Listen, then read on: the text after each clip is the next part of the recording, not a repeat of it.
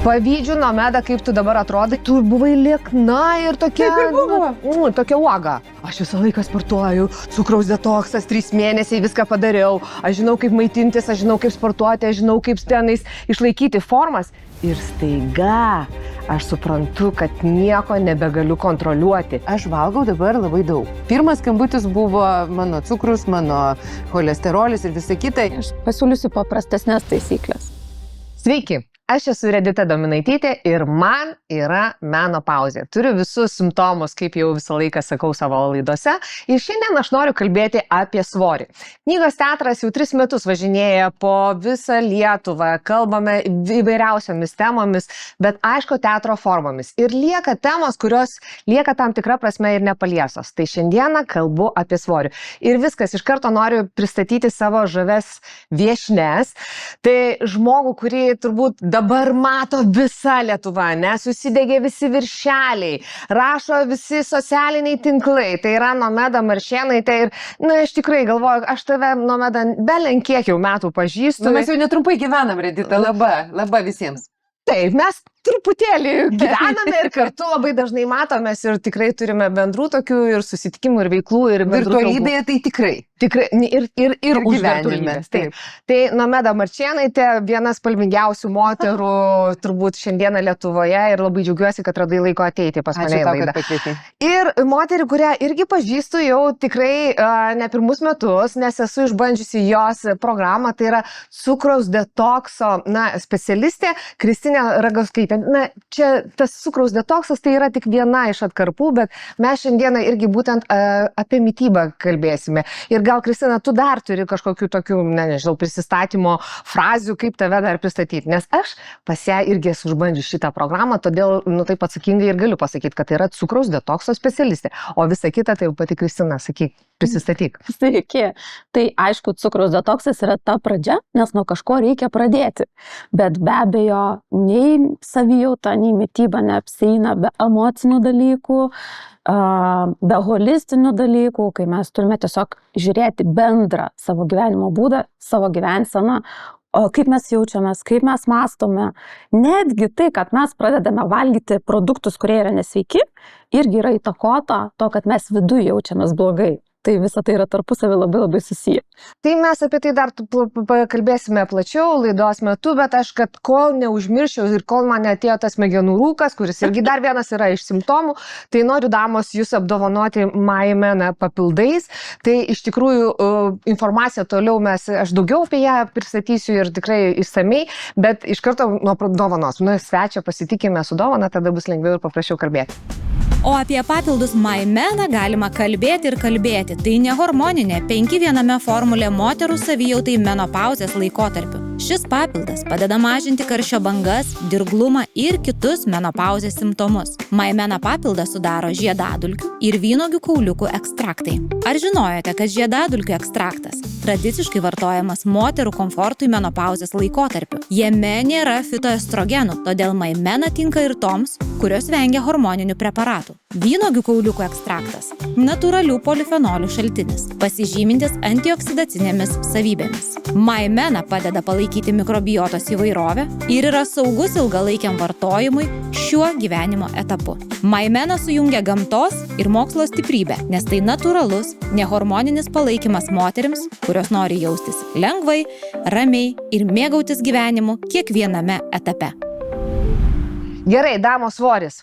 Atvirai sakau, pavydžiu, Nomeda, kaip tu dabar atrodai ir man atrodo vėl ta pati visa Lietuva pavydi, seka ir skaito straipsnius, kuriuose mato tave, aš nežinau, kiek tų kilogramų numetei, pradėkim nuo kilo, nes moterims tai labai aktualu. Jo, žinai, visų pirma, aš ilgai neturėjau svarstyklių ir aš žinau, kodėl aš net nenorėjau savo gadinti nuotaikos, nes aš atidaviau dukrai savo svarstyklės ir nesisvėriau labai ilgai.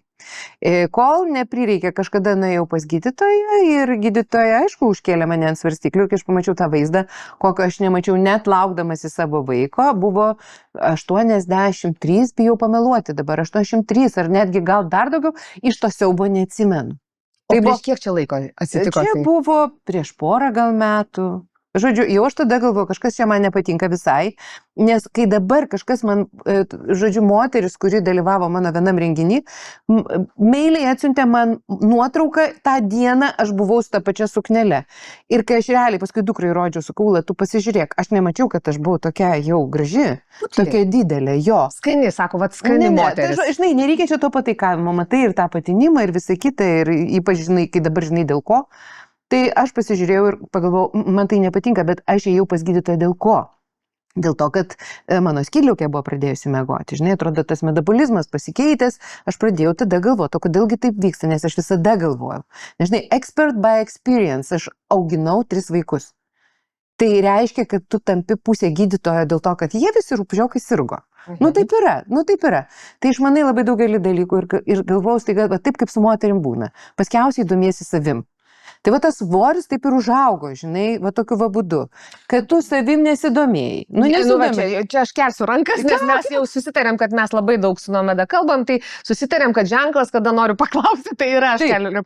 Bet Nomeda, bet aš tave tikrai dar prisimenu, nežinau, dabar sunku pasakyti, prieš kokią 10 metų tu buvai liekna ir tokia, taip ir buvo. Tokia uoga. Taip ir buvo, tai va tas amžius, kada keičiasi, tavo hormonų, matyt, visas balansas, kada prasideda premenopauzė, apie kurią aš net nesuvokiu ir nežinojau, kad tokia apskritai egzistuoja, nes aš požymių jokių nejutau, bet tai nereiškia, kad jos nėra.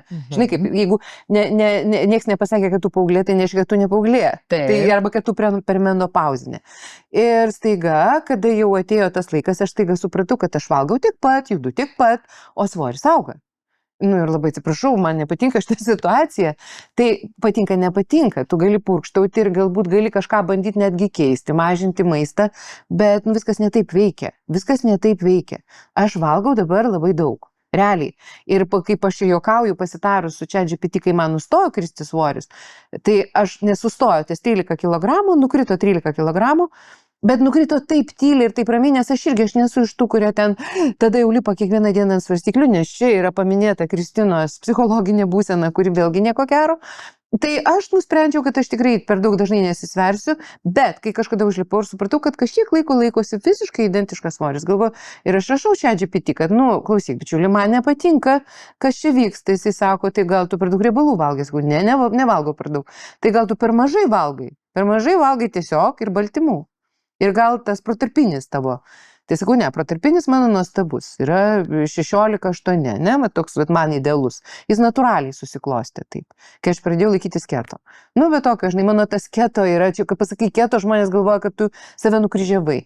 Visų pirma, aš labai laisvai tai žiūriu, aš tikrai, kitas dalykas, kad mano charakteris yra bjaurus. Aš jeigu kažką sugalvoju, tai aš tą ir darau. Tai pirmą cepą suvalgiau po metų laiko, kada čia buvo tas cepelinų šventė, pati dariau su draugiam ir draugais, tai galvoju, reikia suvalgyti. Bet dariau tą gudrybę, kurią daro čia tokia, vadinasi, Glucose Queen, ar kaip jinai, diva, kažkaip vadinasi labai įdomiai. Tai lietuvių kalba yra jos knyga, tai jinai sako, aš mėgstu kartais įkalt ko nors neteisingo, tai tada išgeriu stiklinę vandens su šaukštu acto. Va taip. Kai nori kažko neteisinga padaryti, tai tiesiog tave sustabdo tas actas? Nesustabdo, ne taip. Tai? Žiūrėk, tai dabar yra taip. Jisai releasina, reiškia, išleidžia į kūną tavo tuos angliavandenius lėčiau. Jis nepadaro insulino šuolio. Tai žiūrėk, aš ketinu suvalgyti cepeliną, ar ne? Išgeriu stiklinę vandens su šaukštu acto. Aš išgeriu stiklinę vandens su šaukštu acto. Taip. Ir tada man pageidautina gero acto, kuris dar šalia to ir tavo mikrobiotą truputėlį praturtintų. Ir dar gerai pridėti cinamono. Nes visi dalykai, kurie, kad įsisavintų geriau, yra... Kad gliukozės šuolis būtų mažesnis. Taip. Žiūrėkit, tai dabar... Tau bėgančiai eilutė teks laidoj rašyti moterim. Jo, bet man dabar yra labai svarbus momentas. Gerai, aš išgeriu to acto su vandeniu ir su cinamonu. Ir ką tai reiškia? Ar aš mažiau to cepo suvalgysiu? Ar reiškia, kad mano organizmas greičiau įsisavins tą cepą? Ne, visų pirma, tu iš tikrųjų, jeigu tu gersi pakankamai vandens prieš valgydama, tai jau tavo skrandis kažkuo užimtas. Tai čia tiesiog, bet tai nėra pagrindinis dalykas. Tiesiog šitas derinukas lėčiau paleidžia angliavandenius į tavo organizmą. Aš tik tai noriu pasakyti, kad aš, pavyzdžiui, pasižadu, kad šitoj laidoj aš galiu ir nusikalbėti, visaip gali atsitikti. Tai Aš tiesiog... labai norėčiau. Jo, tiesiog, nes, kaip pasakiau, expert by experience, tai taip ir yra. Tik tiek, kad aš renkuosi šaltinius. Aš Lietuviškai sakyk, expert by experience. Man prašau. Tai ką reiškia? Per patirtį, žodžiu. Patyriminė. Patyriminė profesionalė. Žodžiu, tai vat, kaip mama pirmiausiai. O po to, tai aš, pavyzdžiui, labai renkuosi, ką klausyti. Aš renkuosi, yra toks Stevenas Bartlettas, jisai CEO kažkoks, tai jo pavadinimo neatsimenu, jis kviečia mokslininkus. Ir kadangi anglų kalba man yra miela kalba, tai aš klausausi ir deduosi į galvą. Nes vakar pradėjau klausytis podcastą mokslininkės, kuri pasakė, pavyzdžiui, kad Alzheimeris prasideda 30, bet požymiai pasireiškia 70. Ir jinai 95% yra, reiškia, kaip čia pasakyti, jos galima išvengti, va. Alzheimerio galima išvengti 95%. Priklausomai, ką tu darysi, ar ne, per tą etapą, ar ne? Bet pradėti reikia apie tai galvoti, nes 30 jau startas. Tai lygiai taip pat apie menopauzę. Būtent, jeigu mes pradedame, žinai, turime faktą, kuris tau bum į galvą ateina, nu, tarkim, apie 50 metų, tai tu supranti, kad tai yra tik pasiekmė, o kad tau reikia pasiruošti jau stipriai anksčiau, tai yra dar kiti metodai. Nomeda, dabar tu mane paprotink, ar aš teisingai supratau, prieš 2 metus tau tinktelėjo į galvą, kad yra svorio yra per daug, tu jo negali kontroliuoti ir pati savo susigalvoji tam tikrą sistemą? Net ne tik tai. Aš sakau, nuėjau pas gydytojus, aš pakeičiau beje gydytoją, iš vyresnės, kur man nepatiko, kaip jinai galvoja, masto, ir aš tau atsakiau šitą klausimą, kodėl su gydytojais yra taip. Nes vėlgi bandžiau atsisakyti klausimą, kodėl gydytojai, bet ne visada aš kartais turiu draugų, pažįstamų gydytojų, kurie labai taip konservatyviai kai kurios dalykus žiūri. Ir staiga man dašuto klausant daug klaidų, kad gydytojai, medikai, jie yra mokomi konservatyviai. Tu turi išmokti vaistų pavadinimus, protokolus, kaip reikia ką daryti, tu nuo jų nukrypti negali, tave saisto įstatymai, tu negali užsiimti eksperimentais, tu negali su pacientais eksperimentuoti. Tuo tarpu medicinos srities mokslininkai yra tie žmonės, kurie sako, o gal dar gali būti taip, ir netgi pats atradęs kažkokį dalyką jį gali paneigti. Tai man medicinos mokslininkai yra žiauriai įdomu, o gydytojai įdomu jauni, kurie tyliai jau pradeda, kadangi labai didelės galimybės šiais laikais lavinti, šviestis, jie jau truputėlį kitaip žiūri. Žodžiu, atkulniavau pas Barborą gydytoją, savo šeimos daktarį, ir jinai, žodžiu, man sako, Nomeda, cukrus tai aukštai, Cholesterolis blogai. O Dieve, bet čia yra nuolatinė, žinai, gydytoja, blogasis cholesterolis. Ne, neskubėk. Jinai tikrai ne taip, nes jau aš susidūriau su protingu žmogum. Su jaunu, protingu žmogum. Ir jinai man susakė dalykų ir aš sakau, Barbora, palaukim, padarykim porą dalykų. Aš pabandysiu. Selenas, visi kiti dalykai, dar kažkas, ir aš pabandžiau. Ir aišku, apsitvarkė, bet tai dar nebuvo tas, kaip pasakyti, ženklas, kad jau tu čia rimčiau susirūpink. Prieš metus, sausio 30, mirė mano pati artimiausia draugė. Ji mirė nuo ligos, kuri ištinka pasaulis, pandemija, infarktas. Žodžiu, visos šitos lygos jos yra, turbūt numeris 1, paskui vėžys ir visa kita. Ir jinai mirė nuo baisaus infarkto, ir aš žinau, jos kraujospūdis buvo šokinėjantis, jin truputį už mane vyresnė buvo, jinai per jauna mirė. Jinai buvo pačiam jėgų žydėjime, bet kaip labai gražiai vienas gydytojas pasakė, žiūrėk, sako, jūsų sveikata kas yra? Sako, čia yra vidaus organai, čia jūsų širdis, čia kraujotaka, čia tas, čia jūsų psichologinė būklė yra karoliai. Bet sako, jeigu su širdis sustos, visi karoliai pabirės. Kaip nutrauktum į karolius ir visi nubyra. Tu numiriai, tiesiog.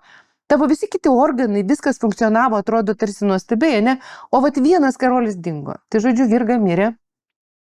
Ir buvo toksai mano pirmiausiai, kažkas čia sako, tu savim susirūpinai. Ne visai taip, aš žiauriai apgailestavau, kad tai vyko. Nes, kaip Vytas kartais sako, nemirkt, aš per jaunas, kad tu mirtum. Tai, žodžiu, su Virga taip atsitiko, kad, žodžiu, aš tai likau, viena, nes mes jo kasdien kalbėdavom. Ir aš galvoju, kad aš per lėtai reagavau, nes visa informacija jau buvo. Nes, sakykime, su ketonais ir širdis labai tvarkosi, ir širdžiai yra labai gerai.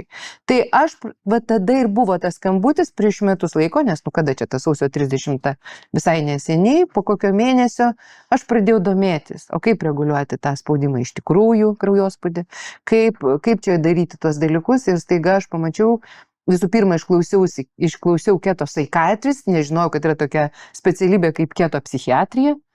Ir dėl to, kad keto psichiatrė kalbėjo, kuri labai detaliai papasako istoriją, o aš tokia smalsutė ir papasako, kodėl tai buvo daroma. Pirmiausia, dėl tų dalykų, kaip yra tie seizures, tie traukuliai vaikams praėjusio amžiaus pradžioj, kad labai gelbsti. Šiais laikais autistiškiam vaikam pakeitimas mitybos labai padeda. Žodžiu, kai pradėjau aiškintis, kiek daugelių dalykų padeda, tai kai aš po kokių kelių dienų pradėjau miegoti kaip vaikas, kai man dingo, aš buvau kritus žiauriai ir mano patrupėjęs meniskas ir, aš sportininkė kažkada trūkės, kai aš prisimenu, rankinis tralė. Jo, ten rankinis, tinklinis, tik tos, žodžiu, kairės kojos, tas pats, beveik tas pats. Pavadinimus pamiršus, viskas gerai, aš menopauzininkė. Okay. Žodžiu, kai nutrūkęs buvo kryžminis raištis ir visai kita, tai aš jau galvoju, kad aš jau, žinai, ačiū Dievui, bažnyčia neinu kaip laisva manė, bet raviu. Ir galbūt viskas iš jau raviu, uodegą iškėlusi viršų, atsiklaupti ant kelių negaliu. Tai nerodysiu, ką aš dabar galiu padaryti su kojom. Literaliai aš galiu užsikelti ant galvos kojų. Bet žiūrėk, bet tau reikalingas buvo tas momentas, draugės netektis ir labai tokia rimta priežastis. Pirmas skambutis, žinai, kaip teatre. Pirmas skambutis buvo mano cukrus, mano cholesterolis ir visa kita. Ir aišku, dabar trigliceridai ir visa kita, dabar jau tu žinai daug daugiau, aš žinau daug daugiau, kad ne tik tai cholesterolis, koks jisai svarbu ir taip toliau, kad yra dar kiti dalykai, kurie labai svarbus. Ir čia dėja taip yra. Jeigu nori vaiką leisti į gerą mokyklą, tau tenka domėtis švietimo sistema, ane? Pačia švietimo sistema ir mokykla. Jeigu tu nori būti sveikas, nes labai kaip aš Kristinai prieš laidą pasakiau, man labai juokinga, tai, kad tu nesergi, nereiškia, kad tu sveikas. Čia kalbant apie tai, kas tavęs laukia ateityje. Tai žodžiu, uždominavau. Gerai. Dabar aš jau noriu pasidalinti istoriją savo ir klausimas bus Kristinai. Žinai, dar prieš kokius gal 5 metus, gal dar neturėjau to džiaugsmo, vadinamo menopauzė, aš, žinai, žiūrėdavau į truputėlį vyresnės moteris ir galvodavau, kad čia, žinai, mes narstom ten socialinius tinklus, tai jau šita jau priaugo, šita tenais ten tos jaunesnės vis tiek jos dažniau tą svorį numeta ir joms ten be problemų, bet jau šita kaip apsileido, o ta kaip apsileido. Ir tarpusavį, žinai, šnekam draugutės, tai ką jau negali čia mažiau ėsti, žinai, jau ką jau moteriškės jau tokios higienos neturi vidinė, žinai. Ir kai atėjo, pasivijo mane tą vadinamą karma bitch, ar ne? Kai atėjo mano laikas ir aš supratau, palaukit, aš visą laiką sportuoju, cukraus detoksas, 3 mėnesiai viską padariau, aš žinau, kaip maitintis, aš žinau, kaip sportuoti, aš žinau, kaip tenais išlaikyti formas. Ir staiga aš suprantu, kad nieko nebegaliu kontroliuoti, nebeužtenka to mažiau ėsk, nes tada tu turi pradėti galvoti, ką ėsti, kaip ėsti, kada ėsti, nes ta formulė neveikia. Ir aš dabar atidirbinėjau už savo tą karmą, tai dėl to klausimas būtų Kristinai, tai kaip čia yra, kokia yra situacija? Man yra 52 metai ir neužtenka man to mažiau ėst, kaip man reguliuoti savo svorį. Nors aš irgi, pasižiūrėkit, nežinau, kamera ten mato. Nuostabi gražuolė, Redita, baig, aš nesupratau, apie ką tu kalbi. Bet, Nomeda, nusirengti. Jau nenusirenginėk, žiūrovai laikykitės, vaikus patraukit nuo ekrano, Redita nusirenginėja. Tikrai, bet siaubo filmą. Į kitą kategoriją laida patektų. Gerai, Kristina, kas čia vyksta, kodėl taip atsitinka? Visų pirma, tu labai fainai pasakėjai, man irgi vis laik mane persikėjo toks jausmas, kad mes moterys esam nedraugiškos. Ir aš labai noriu, kad mes moterys, visų kartų moterys, taptumėm pagaliau draugiškos, kad mums nereikėtų tos informacijos ieškoti kažkur, kai tai jau atsitinka. Ir slapčia, ir neaišku, iš kokių šaltinių. Ir nedaug dievė neįsiduoti, kad tau jau yra tas amžius. Ne, aš ne dėl savęs klausiu, aš ten dėl kažko, ten nežinau, mamos, kad mes žinotumėm. Draugė klausė. Taip, kaip Nomeda pasako, kad jau 50 ir tu tada klausi, viskas sugriuvo, ką man daryti? Jau priaugau, jau kas vyksta? Ir tada ateina pas moterį toksai tarsi nepasitenkinimas savim, nusivylimas. kaip aš kažkada galvojau, kad va, jos storos neprisižiūri, tai liktais aš dabar sugadinau kažką savyje ir man iš vis labai patinka toks palyginimas. Kai mes esam... Vandenuko iš karto duodu, nes jau stringa žodis. Gerai. Aš irgi išgersiu tą pačią progą. Cinkt? Gal ir tu nori. Čia sklaistytis. Kai mes esam savo tam, normalioj būsenoj, vadinkim normalioj, tai mes lygtais nematom, kaip sak, nėra tų simptomų, kad kažkas negerai. Kai tų hormonų pamažėja, tai man patinka tas palyginimas su vandenynu, nes vandenynas yra ne tik vanduo, o yra dar ir visas krantas ir dugnas, landšaftas dugno, kur yra visokie įgriuvos ir uolos. Ir tos hormonus galima palyginti su vandeniu. Ir kai tas vanduo nusenka, mes tada pamatom realią situaciją, kaip viskas yra. Tai jeigu, tarkim, hormonai buvo tvarkoj, mes jautėme daugiau energijos, mes nejautėm kažkokių simptomų, kažkokių uždegiminių procesų. Ir kai hormonų mažiau, mes pradedam tai jausti. Mes nesugriūnam per menopauzę. Tiesiog organizmas tada realiai parodo, ant ko aš stoviu. Ta prasme, tai jau kai išsenka visi tie vandenynai, ar ne?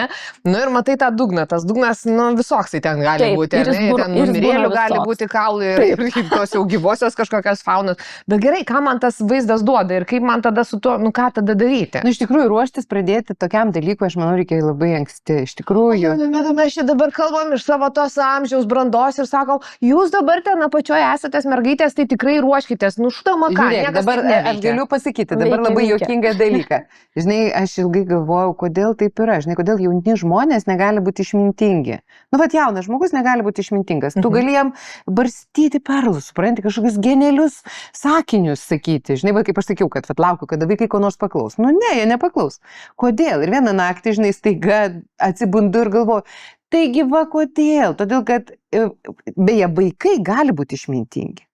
O jauni žmonės, kurie jau yra tie toj brandoj, todėl, kad išmintis trukdo dauginimuisi. O gamtos tikslas yra pasidauginti. O kaip tu žinai? Todėl, kad supranti, ir jeigu tu būsi protingas, tai greičiausiai tu gali net tų vaikų neturėti. Nes tu pradėsi labai svarstyti, kiek tau jų reikia, kaip juos išmaitinti ir taip toliau. Galvoti, išmaitinti, į kokį pasaulį paleidi. Epšteino failai tau sako, kad gal iš viso čia nebe ta vieta gyventi. Ir kai matai, kas vyksta politikoje, ar Lietuvoje, ar pasaulyje, tada galvoji, gal visai. Ir ta išmintis, o gamta yra stipresnis dalykas, tai todėl tikrai labai sunku vaikams pasakyti, aš jiems bruku, aš jiems siunčiu visų, bet galvoju, net kai aš numirsiu, nes jie galbūt kažkada atsidarys tos failus, gal galia patys bus motyvuoti, nes vis tiek kapsi kažkokia kritinė riba ir jie žinos, kad jie jaunystėje jau gali kai kurios dalykus daryti. Tai aš kartais darau slaptai ir man labai patiko vieno tokio mokslininko, jo vardas, regis Tomas Britas. Jis vėlgi buvo pas tą Steveną laidoje, kuris sako, kad jie su žmona pradėjo, jis jau buvo diabetikas, antro tipo diabetas. Ir jisai su žmona pradėjo laikytis tos keto mitybos ir labai taip rimtai ir vaikams siūlyti. Ir vaikai, aišku, neklauso. Tada jie sugalvojo gudrybių, kaip sakau, kaip gudrybėm. Ir netgi apie tą pačią menopauzę gudrybėm galim perduoti. Jie tada padarė taip, kad jie gaminosi savo maistą, o vaikams sakydavo, šaldytuve yra dalykų. Norit pasidarot savo, jeigu jums nepatinka tai, ką mes dabar valgom, pasigaminkit savo. Tokia gudrybė, supranti. Nes jie vieną dieną nusprendė, sako, ar mes mylim save labiau negu savo vaikus. Ir jie pradėjo galvoti, strateguoti, kaip tą padaryti. Ir vaikai, tai tinginukai, tai aišku, kad jie negamins. Tai jie valgo, ką valgo tėvai. Ir per laiką jie priprato. Aš, pavyzdžiui, savo namuose cukrų, kadangi yra kas tą cukrų valgydavo, negaliu pasakyti, kiek šaukštelių į puodelį, tai aš paėmiau ir padariau, kad aš visą cukrų pakeičiau eritroliu. Niekas net nepastebėjo. Kas tas eritrolis? Eritrolis yra toksai cukraus pakaitalas, kuris nesukelia jokių insulino šuolių. O tai palaukit, stevija, tai tą aš žinau, bet... Stevija yra, bet eritrolis man labiau patinka, žodžiu. Skanesnis tavas. Jisai turbūt ir geriau yra, netgi negu stevija. Jis tiesiog geriau yra, jis nesukelia insulino šuolių. Taip sakant, tu čia dabar pradinukė, mes tau visus duosim tuos visus nuorodas. Žinok, man vada, dabar aš kaip tik bekalbant tau prisiminiau savo tėvelio istoriją, amžinatilsį tėvelio, kuris turėjo įvairią puokštę ligų, tai yra ir astma, ir cukrinis diabetas, ir taip toliau, infarktas, insultas ir taip toliau. to paties virinuko. Bet buvo tokia situacija, kada jisai po vieno insulto buvo suparalyžiuotas ir jisai turėjo tam tikrą kiekį laiko praleisti globos namuose, nes buvo stambus vyras, jį sunku buvo vartyti. Ir jūs įsivaizduojate, jisai nuo jaunystės turėjo cukraus diabetą ir per 3 mėnesius susitvarkė reikalai. Tai ten mytybą sutvarkė. Ten mytybą sutvarkė, jau privaloma tvarka ir jisai įsivaizduojat, po viso gyvenimo pirmas kartas įvyko toksai dalykas, kad jisai prarado tą cukraus diabetą. Bet dabar, Nomeda, aš noriu dar sugrįžti prie ketos mytybos, vat, apie ką tu šneki. Tai ko tu dabar nevalgai, ką tu valgai ir mes... Kai visą laiką sakau, kad mes visi viską žinome apie keto mytybą, tai mes nieko taip ir realiai nežinome. Šiaip aš galvoju, kad eksperimentuoti negalima ir aš labai rekomenduoju, žinai, nedarykite šito, nebandykite to pakartoti namie. Žinai, kaip sako apie kažką. Aš visada eksperimentavai. Aš eksperimentavau, bet aš tai dariau klausydama tikrai labai protingų žmonių, mokslininkų, tikrai. Ir jeigu tu kažkokią tetutę pasakė, Nomeda Marčėnaitė per teliką pasakė keto, kitos paklausti, kas ta keto, kažkur perskaitė, kitą babytę pasakė, supranti, tu gali prisidirbti taip, kad tau turės išoperuoti tulžies pūslę, tu prisidirbti tau kepenis, užprotestuos, nes tu per riebiai pradėsi valgyti, kažkur prisiklausęs neteisingų dalykų.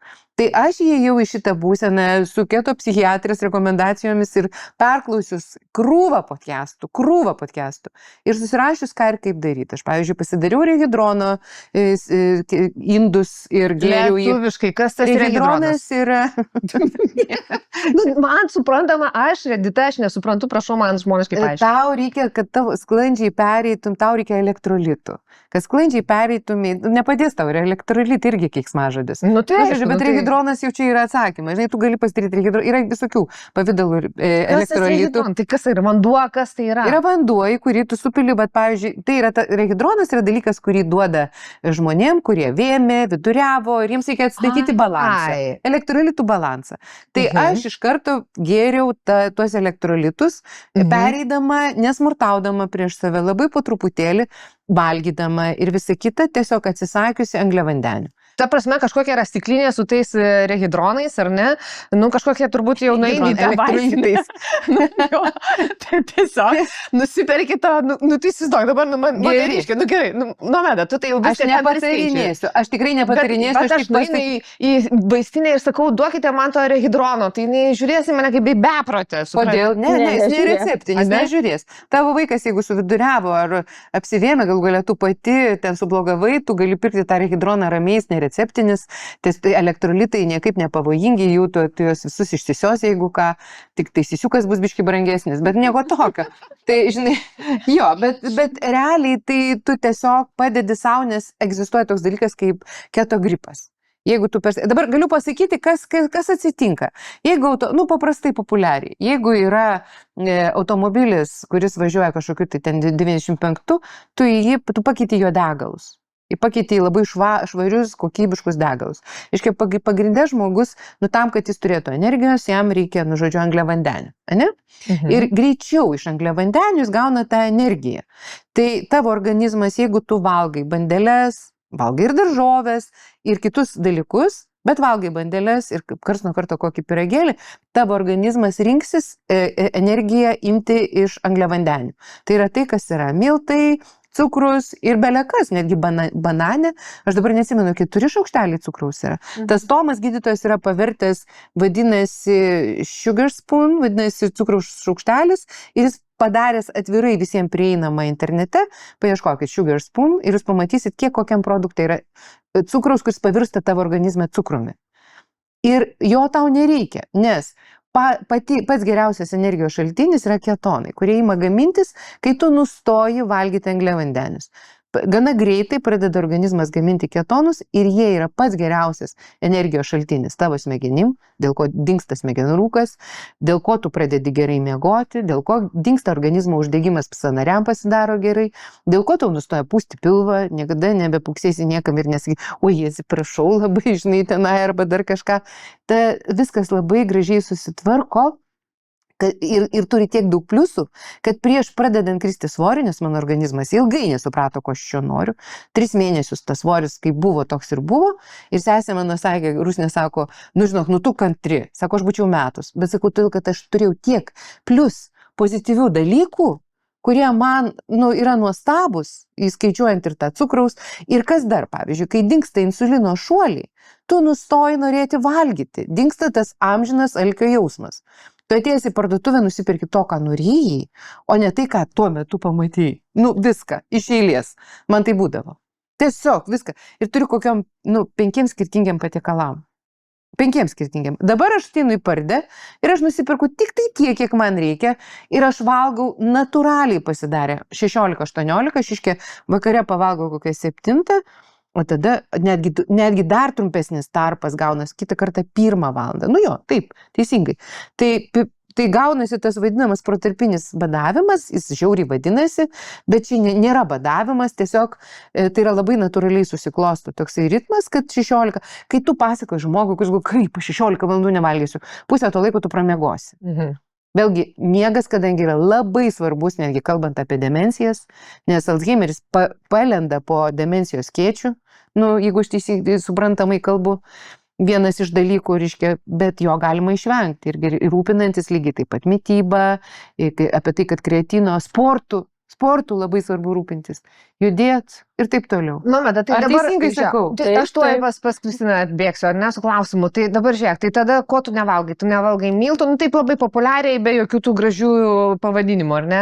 Saldžių vaisių. Saldžių vaisių nevalgai miltų. Šakninių daržovių. Šakninės, tai visokie burokai, tratata. Nes visur kitur yra, bet aš karts nuo karto valgau ir burokėlius suvalgau karts nuo karto. Išgeriu stiklinę su actu ir puikiausiai suvalgau. Ir tikrai, nes aš nesu tokia maniakė. Tiesiog yra tokie lapeliai, kurie parodo tavo ketozės būseną. Tai, žodžiu, tokie, kaip čia, juostelės tokios. Kaip nėštumo testas, tik tai paprastesnis. Ir nebrangus labai. Tu pasisioji, išlapimą įmerki ir per 45 sekundės parodo, koks tavo ketozės lygis. Nes jeigu tu per mažai iš vis valgai, tai čia jau blogai yra. Beje, tavo svoris iš tikrųjų tada sustoja kristi. Irgi negerai per didelę ketozę. Per didelę ketozę irgi nėra gerai. Čia kaip badaujantis žmogus. O palauko kruopos?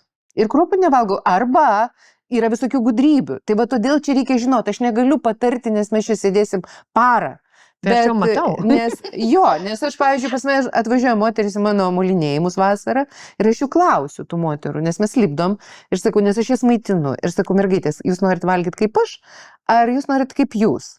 Ir truputėlį užsimenu ir sako, norim pabandyti kaip tu. Tai aš turiu moterį, kuris man rašo, bet aš pagaliau miegu. Tai ne apie tai, kas svoris pradėjo, aš pagaliau miegu. Bet aš nevalgau tik tai tam tikrų dalykų, bet, pavyzdžiui, kruopos, jeigu tu pamirkysi perlinės kruopas per naktį, nupilsi vandenį, jų glikeminis indeksas pasikeičia tiesiog visiškai. Ir tu gali jau tada galvoti ir tada, tu tiesiog turi žinoti. Tai tokios gudrystės, tai tu tada viską tuoj galėsi valgyti, nes kažką pamirkysi, kažką pagarinsi ir staiga jau tu gali valgyti. Garinimu tai atsargiai. Važiavau su Bolto vairuotoju, kuris žiūrėjo svajingai mėnulį ir sako, bet juk sako, jisai tai netikras. Sako, čiagi sako, yra projekcija. Aš sakau, žiūrėkit, būkite atsargus, nežinokit, jums už nugaros gali būti, kad sėdė ateiviai. Jis taip pat susuvoja mane.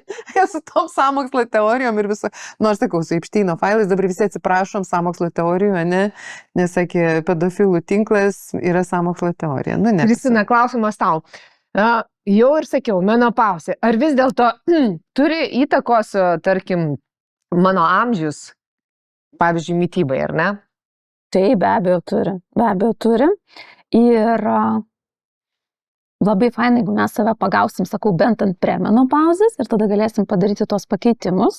Tai yra Novedos variantas keto dieta. Jis toksai daug taisyklių turintis, o tos, kurios, nepasiryš, tai aš pasiūlysiu paprastesnės taisyklės.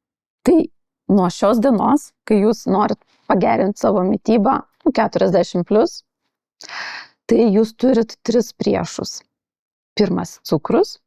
Antras - greitieji angliavandeniai, tai yra visokie batonai, bulkelės, kepiniai iš baltų miltų ir alkoholis.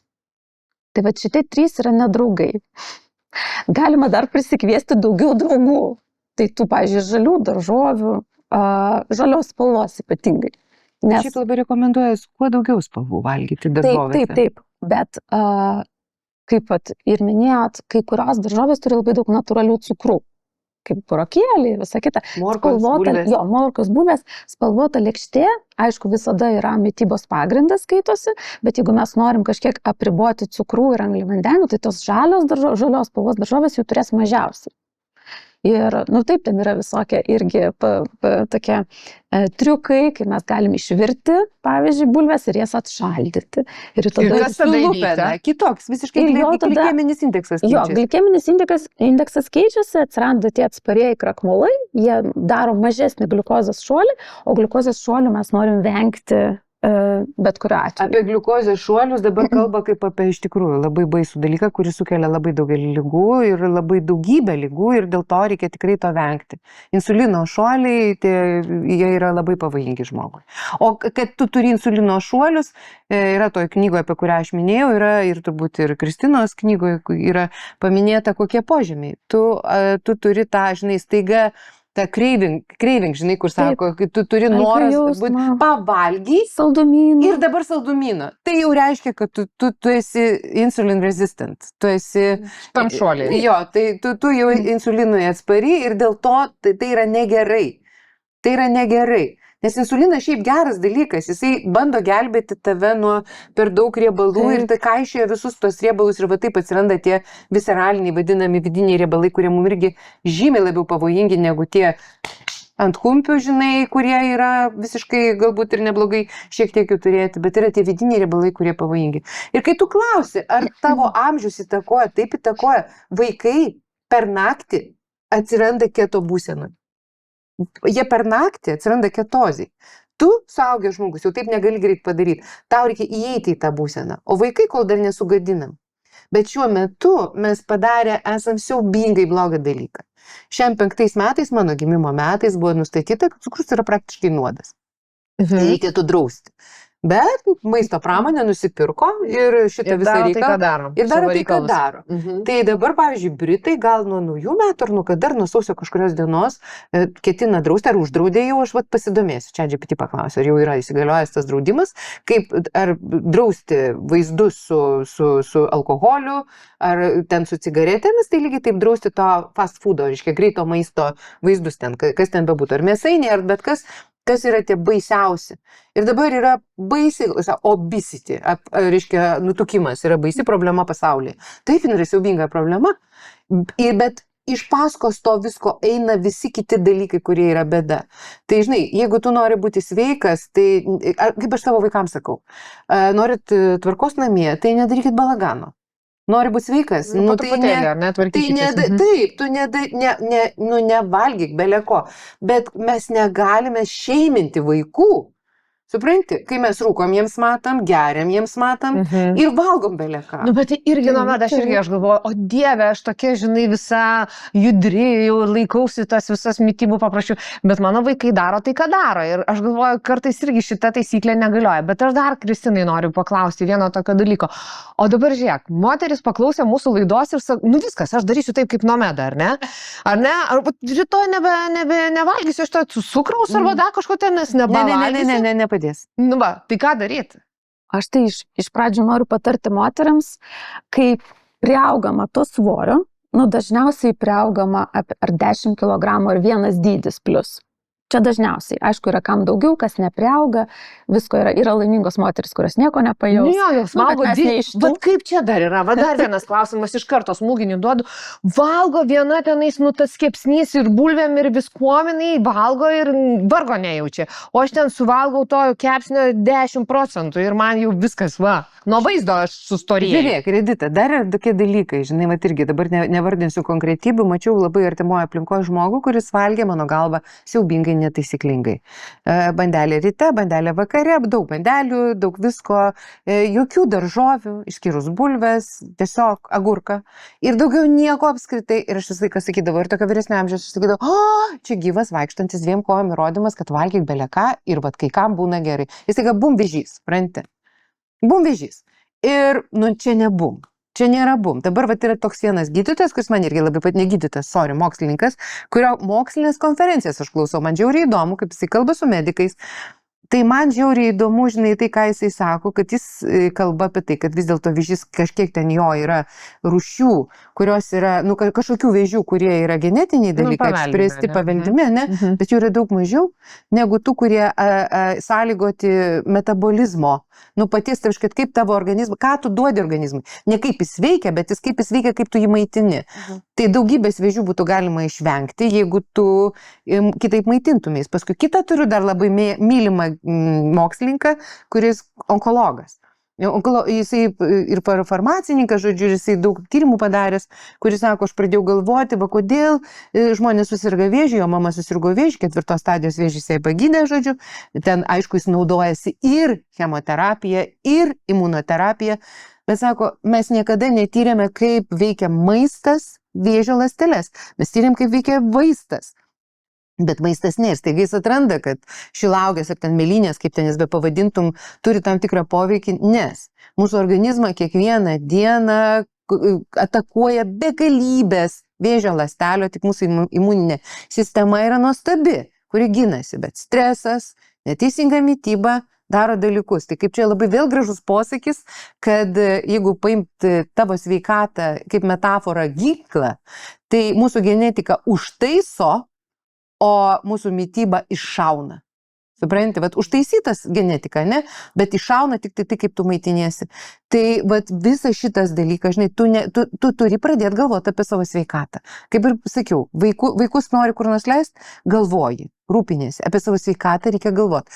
Mes nepatarsim taip staigiai su Kristina konkrečiai ką daryti. Teks domėtis. Žinai, smegenys padėkos, beje, mokykitės anglų kalbos, pradžioj su subtitrais žiūrėkit. Nomeda nemink ant mozolių, nes aš jau žinok, vaikai man tą daro kiekvieną dieną ir aš prisižadu, čia bus sekanti laida apie anglų kalbą. Bet dabar Kristinos, vis dėlto, gerai, ateina ta moteris, neturi tiek daug valios, neturėjo tokios istorijos kaip Nomeda, ar ne, kur staiga su draugė tokia atsitiko istorija. Kaip jai padėti, ką daryti, kuo imtis, kokios priemonės pirmos? Tai aš noriu visų pirma, kad moteris, kuri tau svorio priauga, jinai nesigriebtų tikslo jo iškart numesti. Menopauzė tai yra periodas, jis truks kažkiek laiko. Visų pirma, mes priaugam svorio dar ir tada, kai pasikeičia mūsų hormonai, nes riebalai labai dalyvauja hormonų gamyboje ir jeigu jinai pasikeičia natūraliai, mes tikėtina, kad uždėsim tuos 10 kg. Tai nėra visam gyvenimui, bet tam etapui nereikia pulti iš karto bandyti numesti tą svorį, nes tai dar didesnis stresas organizmui. Mes iš tikrųjų, jeigu taip, mes tada turėsime rinktis. Vienas pasirinkimas. Svoris, noriu būti plona, noriu būti kaip visada, kaip 18. Tada noriu būti graži, nes staiga suprasiu, kad pas mane raukšlės. Tai tas jau bus pasirinkimas, tas arba tas. Tada yra, kaip sako, gražus fasadas, bet sena kanalizacija. Aš atrodau gražiai, bet viduj mano visi organai sutrikę ir paskui aš pradedu kažką daryti arba nedaryti ir tada vėžys, cistos, dar kažką, širdies kraujagyslių ligos, tai yra irgi susijęs su menopauzės laikotarpiu. Ir 4 dalykas - gera emocinė būsena. Tiesiog gera emocinė būsena. Tai jeigu man atsitinka, tai aš turiu 4 pasirinkimus, bet yra malonus bonusas. Jeigu aš visų pirma investuosiu į gerą emocinę savijautą, tai tie 3 galiausiai bus prijungti harmoningai. Tai aš turiu pirmą žingsnį, kurį turiu padaryti prie menopauzės laikotarpio, susivokti, kad šitas procesas yra normalus, jis atėjo, ten yra tam tikros taisyklės ir ką jaunystė atleidžia, mes norim kaip visada. Ne, bet viskas rašoma į sąskaitą, Kristina. Pas mus tokia iš ankstinė sąskaita yra išrašoma. Ir tai, ką tu darei jaunystėje, aš vaikams savo sakau. Vaikai, jūs tokie gražus, jūs populiai, jūs tokie sveikučiai, atrodo kaip ką tik išdygęs grybas. Taip. Bet jeigu tu darysi kažką ne taip, tu už viską susimokėsi. Tas sąskaitas tau teks apmokėti, kai tau bus tiek, kiek dabar man yra. Ir aš moterim irgi sakyčiau, negalima moterų šeiminti. Mes absoliučiai neteisingai darom. Čia lygiai taip, kaip būtų gėdinga, pavyzdžiui, mergaitai, ir iš tikrųjų taip ir yra, drovisi mergaitės pradeda papūkai kokie dykti, o siaubas kokie gėda, nes apie tai yra nenormaliai kalbama. Taip. Nes yra hormonų pokyčiai. Klausyt, hebra, jūs gimėt, aš turiu blogų žinių, jums teks numirti. Tai ir pasenti, jeigu jūs būsit laimingas. Arba laiminga. Jeigu jūs laimingas, jūs loterijoje laimėjote, jeigu jūs išgyvenote iki tam tikro amžiaus ir jūs susiraukšlėsite iki to laiko. Tai kai kas nors, ką nors šeimina, kad tu raukšlė, ta sena boba, klausykite, jeigu ruoštės jau nemirti, tai tada varykit ant manęs. Bet jeigu, taip sakant, ketina darbiškai pagyventi, tai turėkite omeny, kad irgi susiraukšlėsit iki to laiko. Gerai, klausykit, jūs labai šito vėl protingos tokios šnekate, iš anksto reikia ruoštis, aš suprantu, sąskaitas visokias surinkti, apmokėti, po to 3 tarifų reikės, bet vis tiek, gerai, pražiopsojau, nepadariau namų darbų, ir turiu, storą dabar esu, tai ką man daryti? Niekada ne per vėlų, žinok, tarp kitko, šitą dalyką irgi dar reikia pasakyti, kad kartais žmonės yra tam tikros būsenos ir atrodo, aš niekada negrįšiu į tą situaciją. Aš pažįstu žmonių savo artimoje aplinkoje, pusę svorio pametė. Pusę svorio. Ir tikrai buvo emocinis valgymas, o dabar yra pusė svorio. Ir viskas atstatoma, ir viskas grįžta. Tik tai, svarbu nepražiopsoti. Ir aplinka visuomenė labai spaudžia. Ir nekalbėti apie tam tikrus dalykus, kaip tu sakai, kad tavo spektaklyje moteris pagatavos po kėdę palysti, kai kalbama apie menopauzę. Tai žmonės, čia nėra nieko gėdinga, kaip nėštumas nėra, hormoniniai pokyčiai. Nėra, žmogus gyvena, veiksmas vyksta. Ir visada galėsi grįžti. O ką daryti, tai domėtis, galų gale eiti pas gydytojus. Kaip ir minėjau, gydytojai, jie gali nepasakyti, aš irgi artimoje aplinkoje turėjau vėžių sergantį žmogų, kuriam nepasakė, kad jam dabar labai reikėtų pakeisti mitybą, nes vėžys minta cukrumi. Augina kraujotaką, aplink auglį formuoja cukrus, padeda, angliavandeniai padeda tai daryti.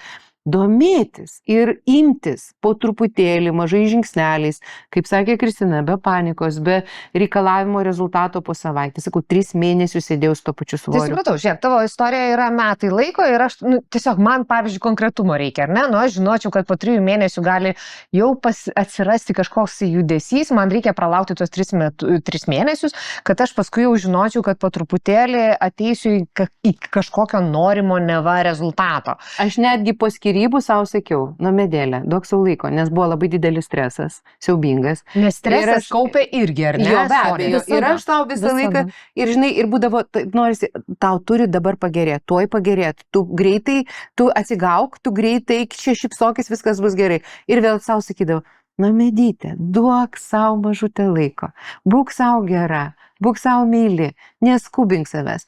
Aplinka tave šeimins dėl daugelio dalykų. Neskubėk. Ir aš neskubėjau. Ir tai, ką aš matau, tus pokyčius pradžiai, žinok, ir dar tarkite su ChatGPT kai kuriais atvejais, ne visais. Arba su specialistais. Aš, pavyzdžiui, ateinu į parduotuvę ir klausiu savo, dabar jau nebeklausiu, nes jau tiksliai labai žinau, bet pradžiai, žinai, ar galiu nusipirkti šitą produktą? Man rašo, nufotografuok etiketę, nufotografuoja etiketę.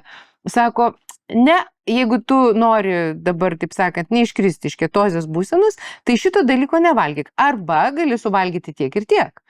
Tai, ta prasme, tu gali pasitarti, nes labai filosofiniais klausimais su ChatGPT siūlyčiau nesitarti, bet kai kuriais labai konkrečiais dalykais, tu gali parduotuviai stovėdamas pasiklausti, ką tu gali valgyti ar ne, nes fotografavai, arba tiesiog teoriškai paklausi, arba sakau, ten žinai. O tu žinai, aš buvau ir tokią istoriją susigalvojęs, kad, sakau, toje aplinkoje pamačiau, kad moteris visos taiga tokios žinomos ponios sustambėjo, o po to jos visos pradėjo sukūdo, tame tarpe ir tu.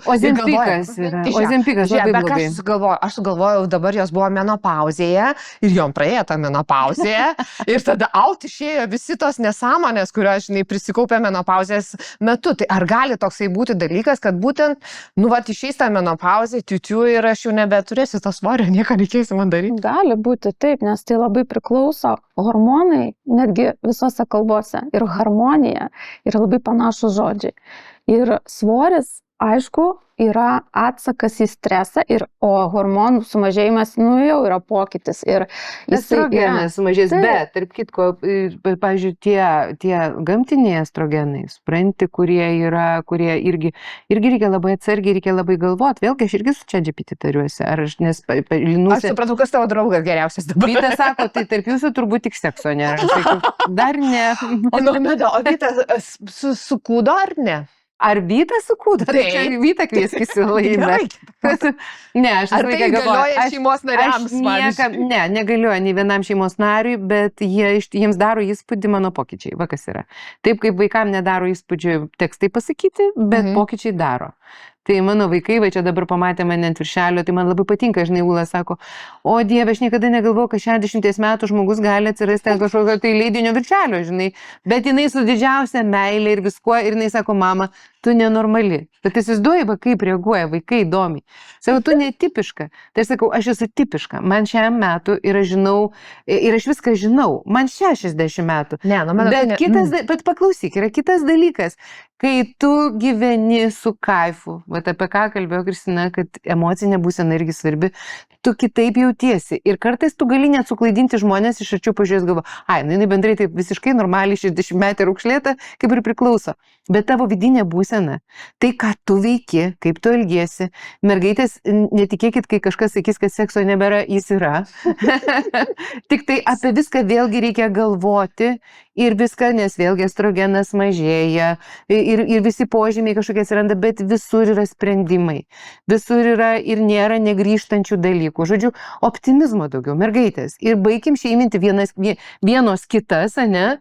Ir taip sakant, ir savo daugiau meilės. Aš turiu kaip tik mūsų rėmėjo klausimą, tai paskaitysiu, bet man atrodo, mes esame atsakę, kokį didžiausią mitą apie menopauzę jums tenka paneiginėti dažniausiai bendraujant su moterimis. Gal Kristinai? Aš nežinau, netgi čia tokia galbūt asmeninio reikalas ar ne dalykas. Jo, labai asmeninis, bet dažniausiai turbūt moteris galvoja, kad čia jos kažką padarė ne taip. Ir turi tą didžiulę tokią tarsi nuoskaudą, kad dabar jos nebegali daryti visko, ką darė, bet čia yra toks vienas dalykas, mes moteris, kur premenopauzė ir menopauzė, dabar tos kartos moteris, jos tarsi visą gyvenimą, kažkokiu būdu mes išmokom būti tokios šaunuolės. Viską daryti, viską spėti, super mama, super ten, nežinau, namų šeimininkė, super graži, super liekna, super karjera, viską spėsiu, viską padarysiu ir dar aš visiems gera, visiems įtinku. Ir staiga energijos lygis krenta tiek, kad tu turi rinktis, kur esi tu tikra, o kur tu bandai būti gera ir būti ne savimi. Ir stoti į akistatą su tuo dalyku, kad tu jau nebegali užkamšyti visų skilių.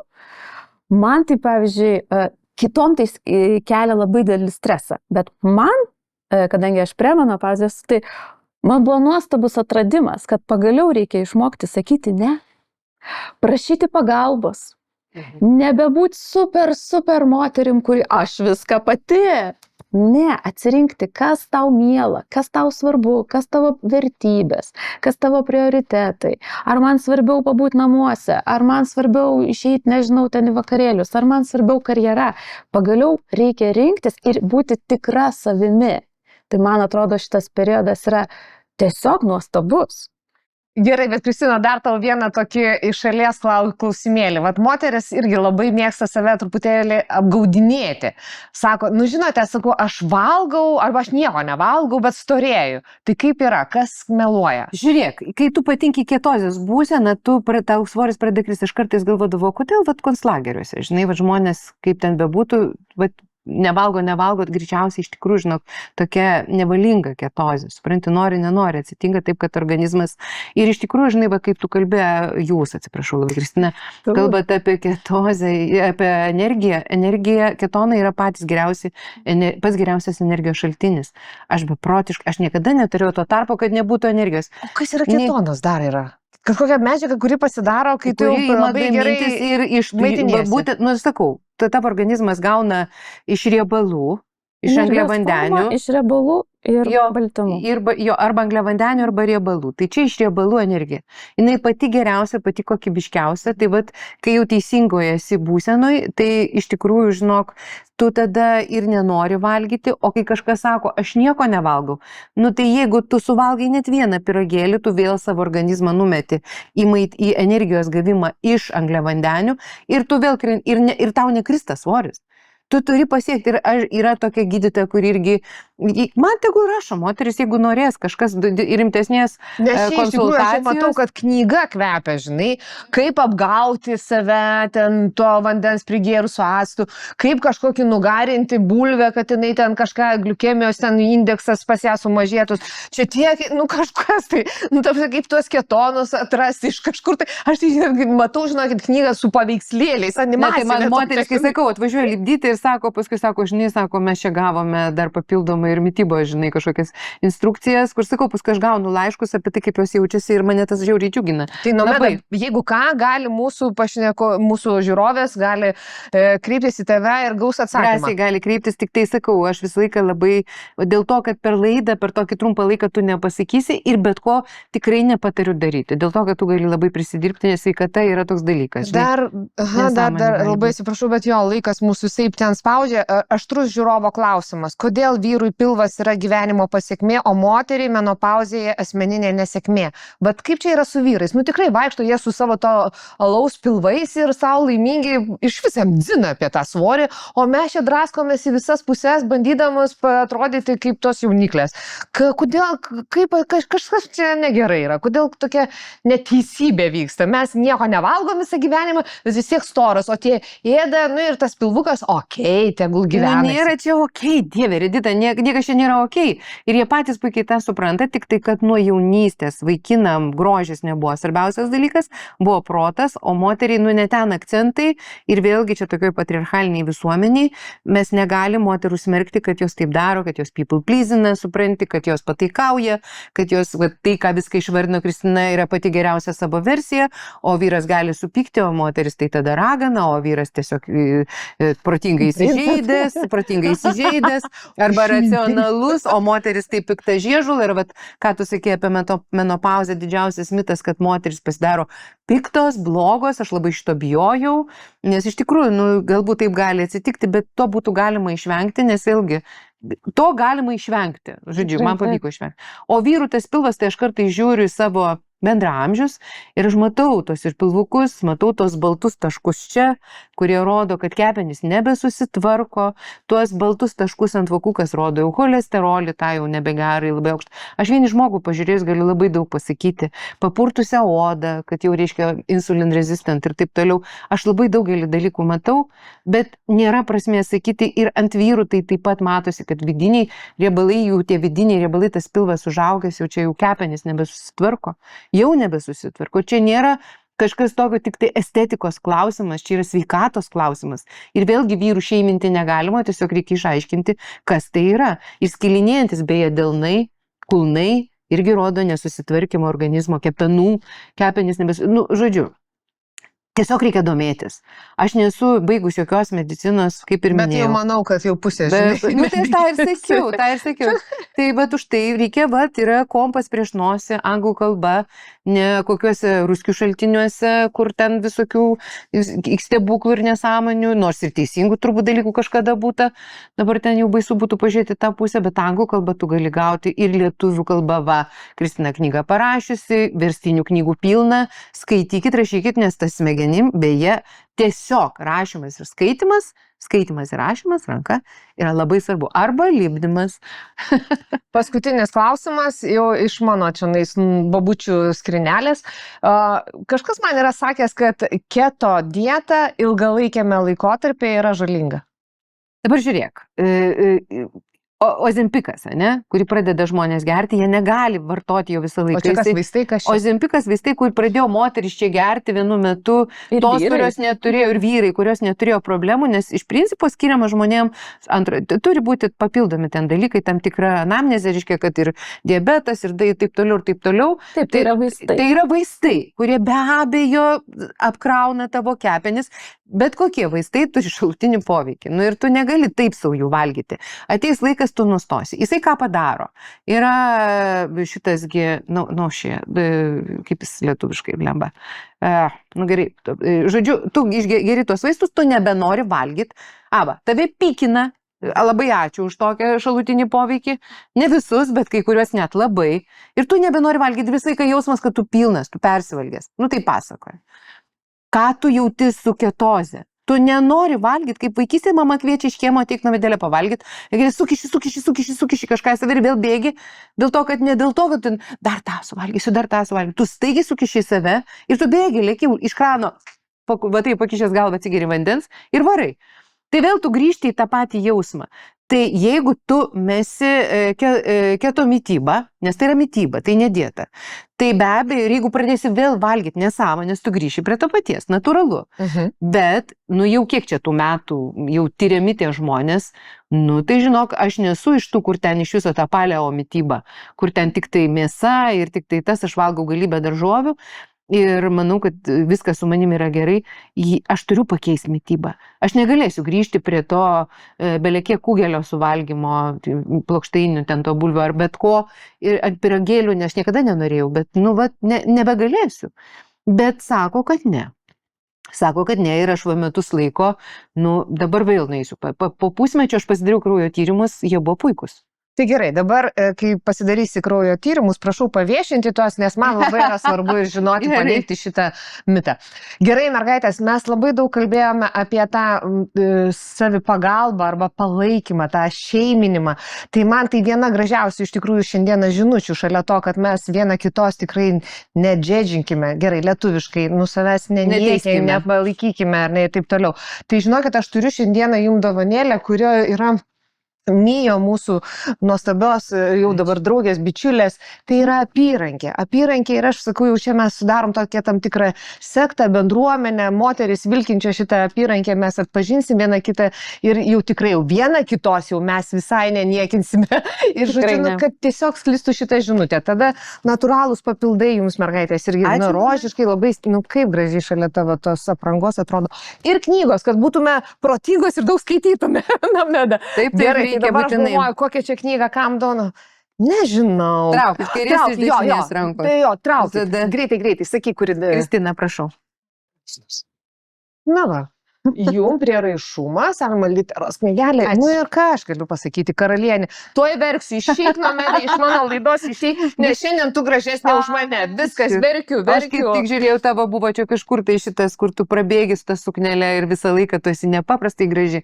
Mes iš savęs iš tikrųjų per daug reikalavome, mes čia susirinkusios visos ir už ir prieš esam nuostabios, gražios, pasipuošusios. Gerai, pasakei mane nuo tų smegenų rūko, nunešiai tai Rūta Survilaitė. Už tas visas sukneles ir tuos prabėgimus ir tai, kad aš tokia graži jaučiuosi, Jėzus Marija. Bet Beda šiandien gražiausia ir Kristina pati geriausia ir mes visos, visos nuostabios. Mes su apyrankės pačios geriausios gyvenime. Ačiū labai. Viso. Būkite laimingos ir gero gyvenimo jums.